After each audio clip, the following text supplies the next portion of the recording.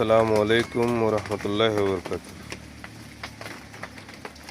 জামায়াতের ইসলাম প্রতিষ্ঠার কার্যক্রম অলরেডি শুরু হয়ে গেছে। শাহবাগী নর্তকীদেরকে মহিলা সংরক্ষিত আসনে নমিনেশনের মাধ্যমে জামায়াতের ইসলাম প্রতিষ্ঠার কার্যক্রম শুরু হয়ে গেছে। জামাত ইসলাম মানে হচ্ছে জমের হাতে ইসলাম। আদালত মানুষের পোশাকের অধিকার সংকুচিত করছে, নির্ধারণ করে দিচ্ছে কে কি পরবে, কে কোন পোশাক পরে চলবে, কে কিভাবে চলবে।